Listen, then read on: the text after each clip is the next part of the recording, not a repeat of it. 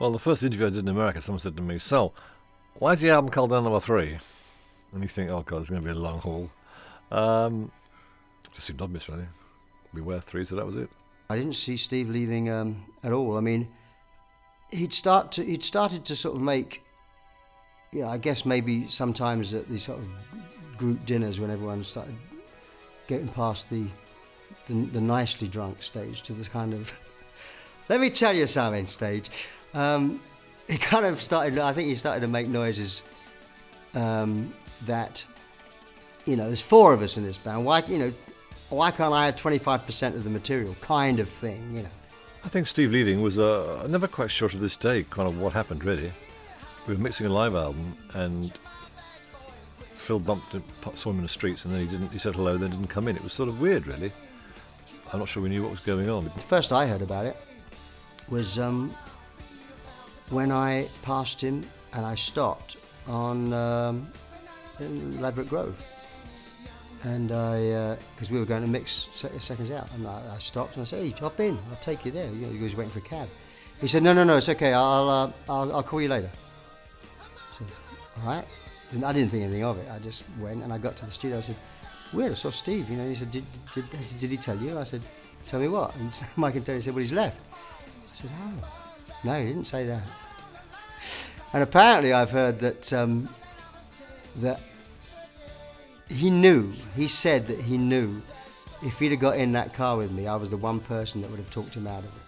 Perhaps he thought it was time to try and go solo and see it and play his chances. I always felt that, I never felt that Steve necessarily saw himself ever as being totally integrated into the band, and that at some point he would probably leave.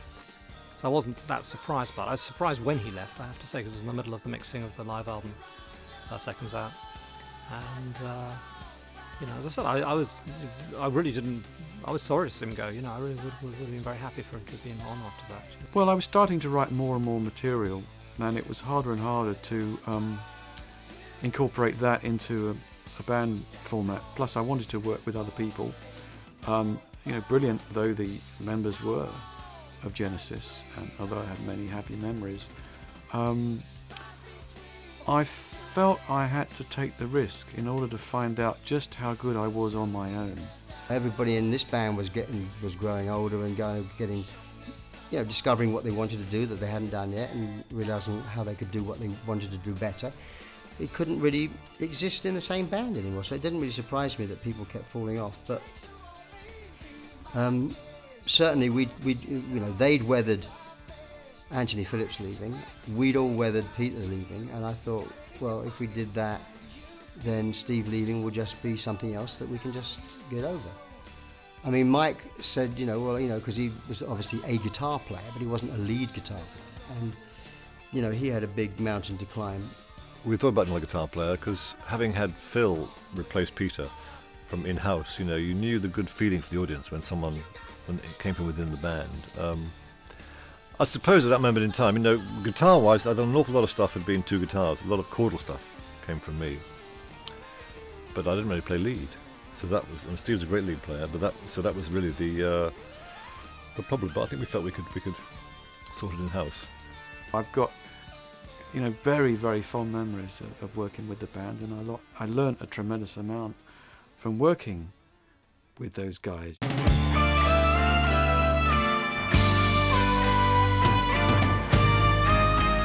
Losing Steve, I think, slightly lost an ally in going and doing things a little bit weird sometimes.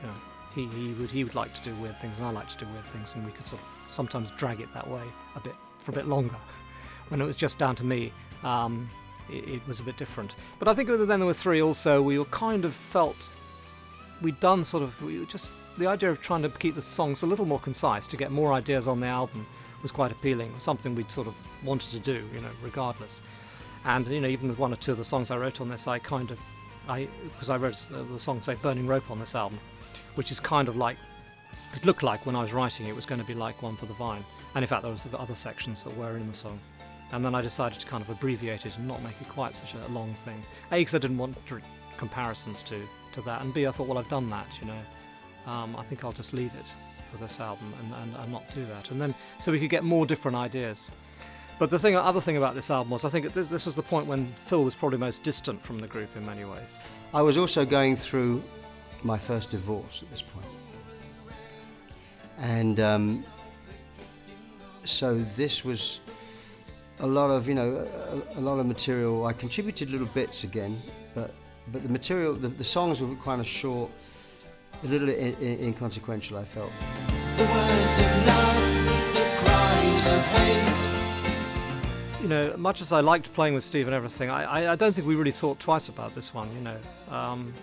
We felt we knew we could do this, having been through it with Pete. But also, I think what perhaps a lot of people hadn't realised up to that point was just how much of the rhythm guitar was all Mike. He's a rhythm guitarist, so the lead guitar and everything that came with that was Steve. But the rhythm guitar, which had been so prevalent in things like sort of Cinema Show or Musical Box or anything right the way through the whole career of Genesis, had been Mike, and so we knew he could do that. The only thing was whether he could cope with lead, and and he had to definitely had to work a bit of that to get sort of the right mindset for lead guitar. But on this album, there's 2 or 3. There's not much lead guitar, but what there is, he plays well, I think. But he had to think about it quite hard. I think we just started to sort of maybe relax a bit, actually. We were always very intense young men, trying to prove that we were the best and the greatest at everything. And suddenly, I don't know, you're getting a bit older, you had kids, and maybe you just start to, in life, not try so hard. Songs like Follow You, Follow Me and Many Too Many, for example, don't feel like anyone's trying at all. I think that's why they work well. I thought I was lucky. I thought that I'd got it. How can I be so blind? Probably have a slight problem here because the 2 other tracks that I would really pick out are both ones that I wrote, which were Undertow, which I was kind of pleased. It's sort of slightly different way for me to write, really, where there's sort of slightly less chord dependent and a bit more dependent. The melody and the piano part is very much sort of got the melody and the chords all enveloped in it, and I think it's and it was the first time I'd used the Yamaha CP70 electric piano on a record, and with the chorus sound and everything, it gives it quite a distinctive effect. And then Mike was playing fretless bass on it. I think that turned out really well. To me, that's probably my favourite track on the album. And the other one that I like a lot is Many Too Many, which again is a love song, which again I wrote the lyrics, so I was obviously coming out of my shell here. It's still a bit weird, it's not totally straightforward, but it's all I remember about Many Too Many was at the time we were doing it, that trying to say to Phil, yes, you can sing Mama, it's all right, you can sing Mama, which is the chorus is oh Mama, does it help me find the way and everything. And I said, Stevie Wonder uses Mama in his lyrics all the time, so you can do it. Because he was so against, he felt very self-conscious about doing it.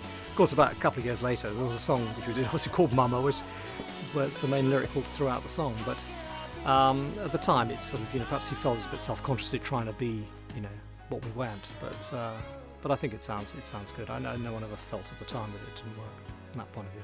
Many Too Many was really a Tony song. But sounds great. It's one of our sort of, once again, a bit like Blood and the Roots, I think a rather forgotten song. When I hear it, sounds great. The verse especially is really good. We played it live for a while, but never quite connected like it could have done. But I thought it was a great song. We're starting once again to find slightly simpler styles of playing and writing, and once again, tonally, lyrically, was a little simpler here. So I think in a way it was sort of less desire to always prove that you can do complicated stuff and necessarily have to do the long songs to make it work. Getting better at writing short songs, really, actually.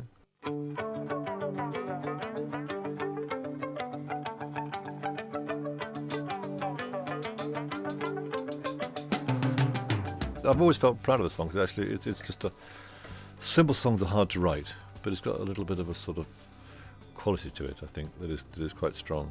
When we were recording it, the guy who was our engineer producer at the time, Dave Henschel, didn't rate it at all, and so he was a bit dismissive about it. And so we did a mix of it, which wasn't terribly good, I don't think. And then we played it to the record company, and they said, that's a hit, you've got to do it. So we went back and remixed it and got it a bit better. So we thought it was a hit. I mean, I felt it was the first time I thought we'd ever written a hit.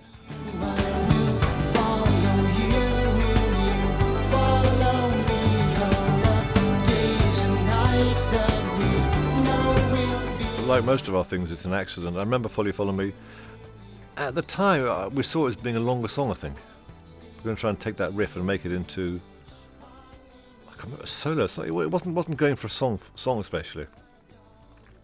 But like most accidents in music, I had that guitar riff and Tony started playing some chords underneath it. I mean, you know, and then Phil just started singing along, and it just seemed it came together very easily.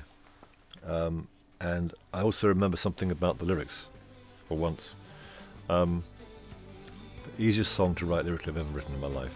It took about 10 minutes.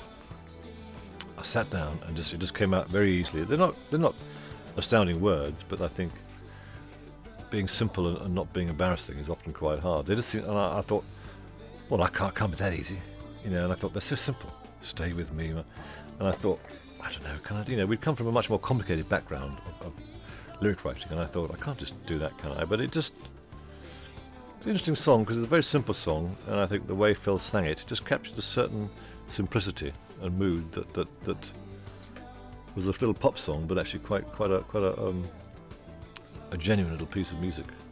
We were very lucky that Follow You, Follow Me was a hit, because it meant that we suddenly, you know, we were kind of suddenly on radio, so that people couldn't ignore us really. It just is another step on that ladder, you know, that made us a bigger band than we were before, and you know, playing to more people, more interest, more play on the radio. Suddenly, a few girls in the audience, you know. I remember reading Pete Townsend in an article saying about Follow You, Follow Me. I thought it was a great little, on the radio, a really nice little song that sort of was just classy without being simple, without being at all trite, you know.